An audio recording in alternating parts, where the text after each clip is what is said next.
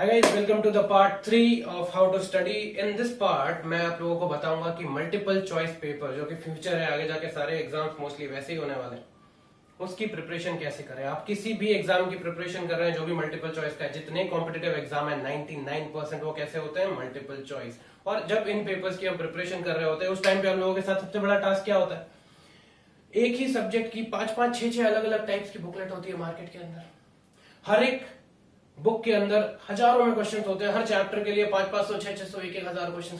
जब 10,000 क्वेश्चन आपको किसी एक सब्जेक्ट या दो सब्जेक्ट के लिए पढ़ने के लिए बोले जाए, वो मेडिकल की प्रिपरेशन हो या इंजीनियरिंग, AIEEE की कोई भी एग्जाम जो भी लेटेस्ट आप फेस करने वाले हो, उसके अंदर लास्ट में आपको प्रॉब्लम यही जाएगी कि पढ़ाई आपने भले ही साल भर बहुत की हो, लेकिन जब आप लास्ट का मोमेंट आएगा आप डर जाओगे।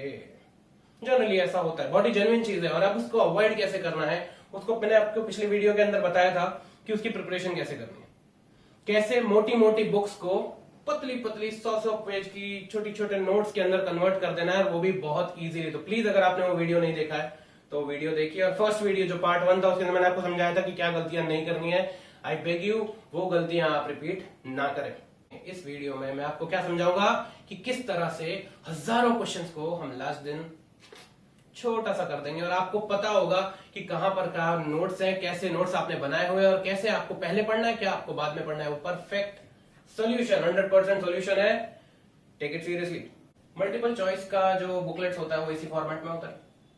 अब इस फॉर्मेट के साथ प्रॉब्लम क्या है, जब ये दिखता है आपको एक पेज के ऊपर मैक्स टू मैक्स 10 क्वेश्चन होंगे, ऑप्शंस भी होते हैं ना उसके अंदर, तो जगह बहुत लेता है।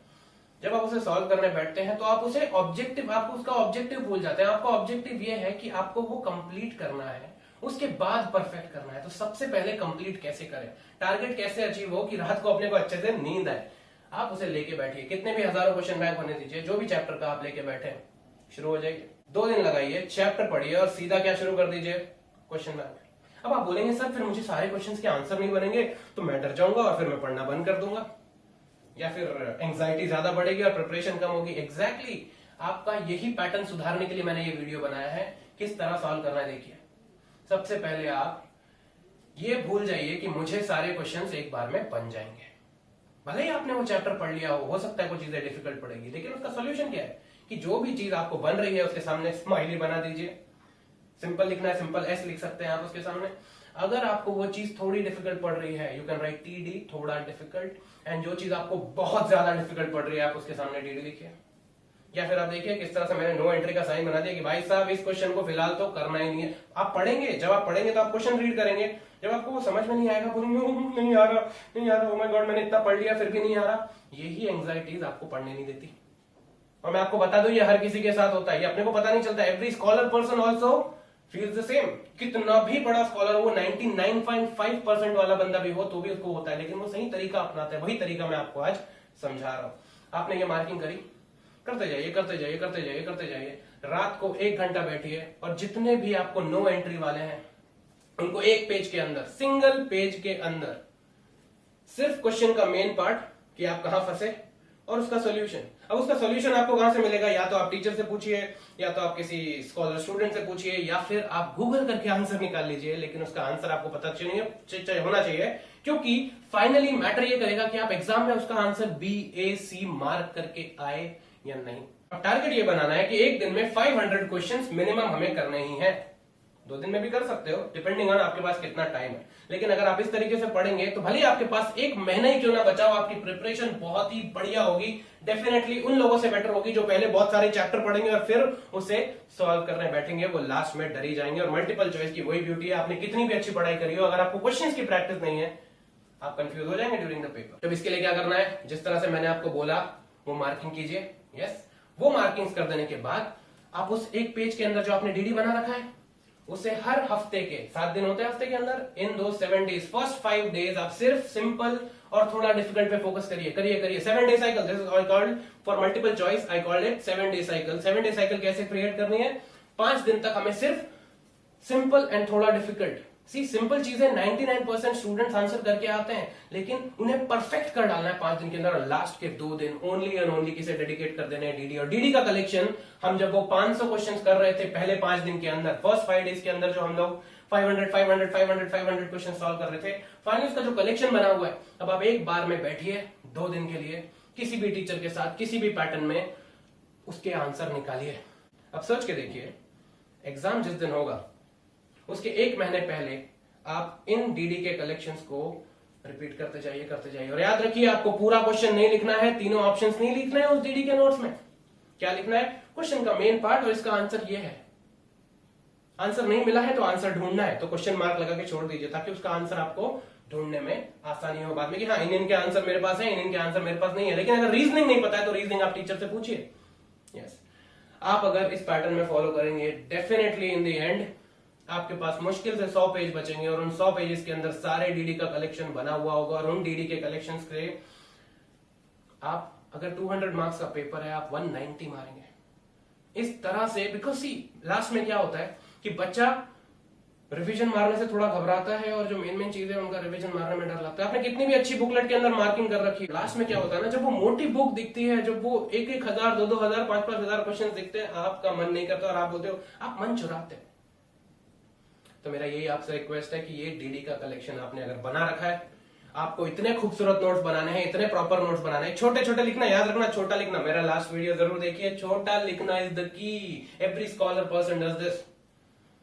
आपने ये कलेक्शन बना लिया, 1 महीने तक सिर्फ D D D D D D D D D D अगर आपने रिवीजन मारा, आपका स्कोर 100% बहुत ही जबरदस्त आएगा। तो please my request to you is follow this technique.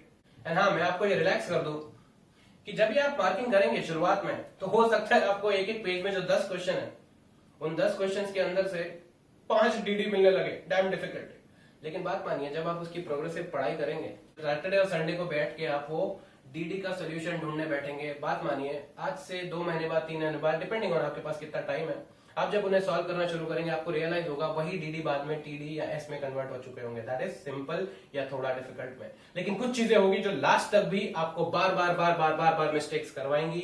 उन्हीं का कलेक्शन हमें इस तरह से अपने नोट्स के अंदर इस तरह बनाना है, छोटा छोटा कि भाई ये चीजें हैं। अब एग्जाम के 1 दिन पहले हमें सिर्फ उन चीजों पे फोकस करना है जहां पर मैं जानबूझकर भी गलती करता हूं, नहीं जान के भी गलती करता हूं और हमेशा भूल जाता हूं।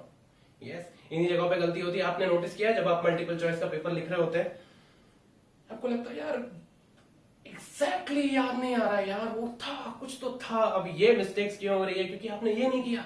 अब इसका रिवीजन कैसे करना है?